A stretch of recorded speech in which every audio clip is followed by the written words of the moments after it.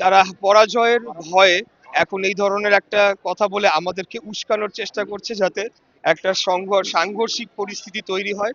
এবং যদি সেটা হয় তাহলে তারা পরবর্তীতে বলবে যে লেভেল প্লেইং ফিল্ড নেই, এবং নির্বাচনটাকে বানচালের দিকে নিয়ে যাওয়ার একটা চেষ্টা। কারণ যারা আমাদের প্রতিদ্বন্দ্বী দল, আমি মনে করি তারা আসলে সরকারি দল, তারা আসলে কিংস পার্টি মানে জোট আর কি। তো যেহেতু একটা নির্বাচনের মাধ্যমে গণতান্ত্রিক সরকার আসার সম্ভাবনা তৈরি হয়েছে, সম্ভাবনা তৈরি না, এটা হতেই হবে, এবং তাদের আর জেতার কোনো সম্ভাবনা নাই সেই ইলেকশনে।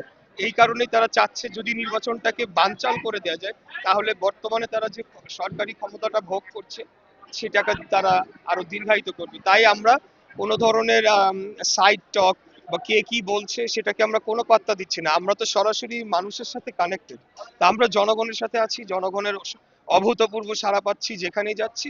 আমরা জনগণকে নিয়ে আগামী দিনে কাজ করে যাব। কে কি মন্তব্য করলো, আমাদের কি বললো, সেটাতে আসলে ভ্রুক্ষেপ করার সময় বেশি একটা নেই আমাদের বর্তমানে। এখন তো 1 নম্বর প্রায়োরিটি হলো গ্যাস। গ্যাস সংকট এটা 1 নম্বর প্রধানতম আমাদের প্রায়োরিটি থাকবে।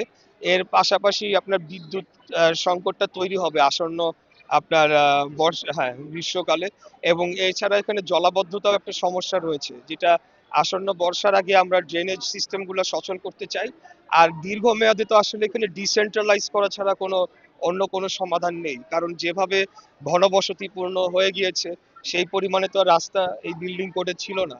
তো আমরা এখানে দীর্ঘমেয়াদে আমাদের পরিকল্পনা আছে এখানে বিকেন্দ্রীয়করণ করা, এই এলাকার উপরে চাপ কমানো।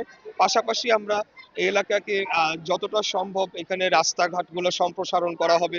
এখানে আইন শৃঙ্খলা পরিস্থিতি একটা বড় সমস্যা, মাদকের একটা বড় সমস্যা রয়েছে এই ওয়ার্ডটাতে বিশেষত। তো এই বিষয়গুলোকে আমরা প্রাধান্য দিই।